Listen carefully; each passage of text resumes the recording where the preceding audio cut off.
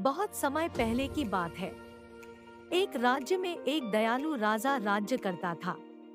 वह प्रजा का हितैषी था। प्रजा का हित उसके लिए सर्वोपरि था।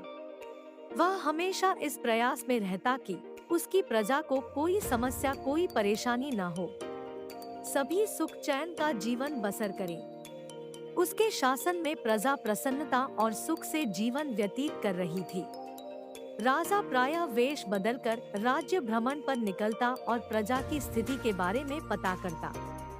यदि उसे पता चलता कि प्रजा किसी प्रकार के कष्ट में है, तो वह उन कष्टों को दूर करने का प्रयास करता। एक बार राजा इसी प्रकार वेश बदलकर राज्य भ्रमण पर निकला। भ्रमण करते करते वह एक जंगल से गुजरा और रास्ता भटक गया। उसके सैनिक पीछे छूट गए और वह अकेला रह गया। रास्ता ढूंढता हुआ वह एक स्थान पर पहुंचा। उसने देखा कि वहां कुटिया बनी हुई है। राजा को भूख लगी थी।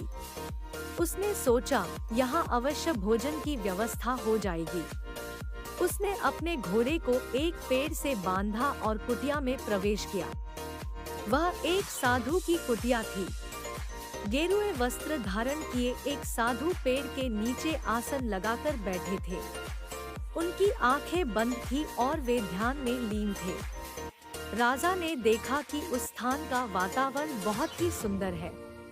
पेड़ पौधे हरे भरे हैं, जिनमें फूल और फल लदे हुए हैं। पंछी उन्मुक्त होकर विचरण कर रहे हैं। राजा ये देखकर बड़ा प्रसन्न हुआ। वह साधु के पास गया और उन्हें प्रणाम कर उसके सामने घुटनों के बल बैठ गया। साधु ने आहट पाकर आंखें खोली और अपने सामने एक नौजवान को पाया। उसके मुख का तेज देखकर ही साधु समझ गए कि वह कोई राजसी व्यक्ति है। राजा ने उन्हें बताया कि वह रास्ता भटक गया है। साधु ने उसे अपने आश्रम में शरण दी।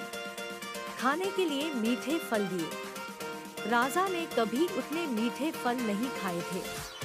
उसके चकित होकर पूछा, गुरुवर, आज तक मैंने इतने मीठे और स्वादिष्ट फल नहीं खाए। इनके इतने मीठे होने का कारण क्या है?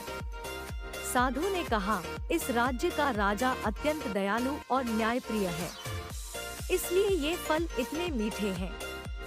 जब तक वह अपनी प्रजा का हितैषी रहेगा, दीन दुखियों का सहायक रहेगा, ये फल ऐसे ही मीठे रहेंगे। राजा को ये सुनकर बड़ा आश्चर्य हुआ। उसके लिए इन बातों पर विश्वास करना कठिन था। जब साधु से आज्ञा लेकर वह लौटा, तो उसने निश्चय किया कि वह इस बात का परीक्षण अवश्य करेगा। उसे अपने सैनिक मिल गए, जो जंगल में उसे ढूंढ रहे थे। वह अपने राज्य वापस लौट गया। वापस लौटने के बाद उसने प्रजा पर जुल्म ढाने शुरू कर दिए। उसने किसानों का लगान बढ़ा दिया और प्रजा पर अनेक कर लगा दिए। अब वह अपना धन भोग विलास में खर्च करने लगा और प्रजा की ओर से उदासीन हो गया।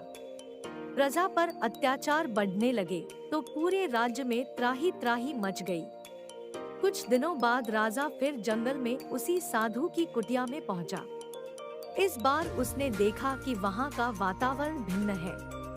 पेड़ पौधे सूख चुके हैं, फूल मुरझा गए हैं, फल सड़ चुके हैं। ये देखकर वह दंग रह गया। वह साधु के पास गया और उसे प्रणाम किया। साधु ने उसे खाने के लिए फल दिए। इस बार फलों का स्वाद कड़वा था। राजा ने साधु से इसका कारण पूछा। साधु ने कहा, इस राज्य का राजा पहले जैसा नहीं रहा। उसे प्रजा के हित का कोई ख्याल नहीं है। वह प्रजा पर अत्याचार करने लगा है। उसके प्रति प्रजा के मन में कड़वाहट है, इसलिए इन फलों का स्वाद कड़वा है। राजा साधु की कुटिया से अपने राज्य लौट आया। उसे साधु की बात समझ आ गई थी। अगले दिन से वह फिर से अपनी प्रजा का ध्यान रखने लगा। उसके बदलते ही फिर से प्रकृति ने अपना रंग बदला और हरी भरी हो गई।